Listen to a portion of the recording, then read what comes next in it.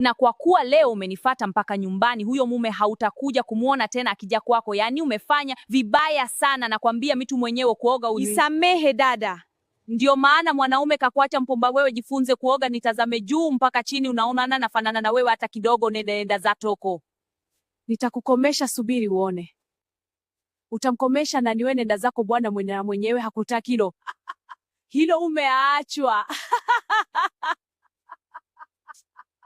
Karibuni matunda wateja wangu, kula matunda kwa afya na kujenga mwili kwa bei ya karibuni.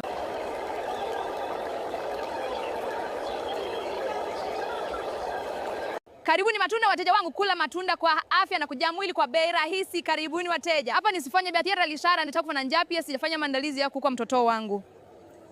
Hongera, umepata mtoto wa kike na wa kiume. Asante Mungu kwa baraka hii. Hawa sasa ndio watakuwa ndugu zangu. Hakika Mwenyezi Mungu amenijalia watoto wazuri mno. Saa hizi inatakiwa ukazane kula vizuri ili upate maziwa mengi, watoto washibe. Punguza mawazo kabisa, ukianza kuwaza tu maziwa yatakuwa hayatoki. Asante Nesi, nitafanya hivyo. Sasa unaweza kwenda nyumbani na watoto wako, zingatia niliyokupa. Wa kike nitakuita Tabu, wa kiume nitakuita Shida. Nimewaita hivi kulingana na nilichokipitia mpaka mmefika hapa. Baada ya miaka kadhaa kupita. Mama, ninaumwa.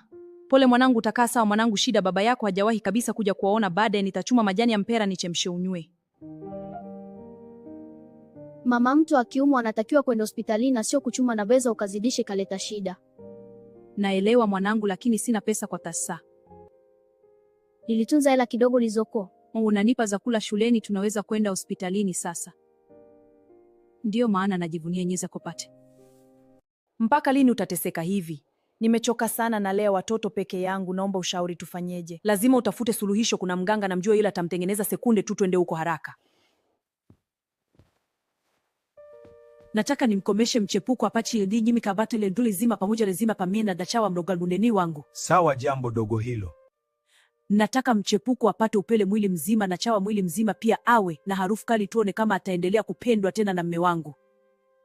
Sawa, jambo dogo hilo. Nitajia majina yake matatu na hela ya sadaka, kisha hii dawa utaenda kumwaga nje ya nyumba ya huyo mchepuko.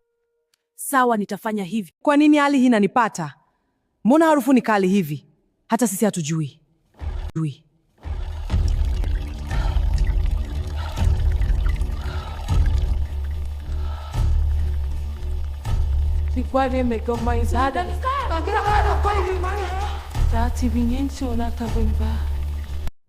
Kama wewe ni shabiki yangu, usisahau kulaiki, kushare, kukomenti na kunifollow ili wewe wa kwanza kupata kazi zangu pale ninapozitoa.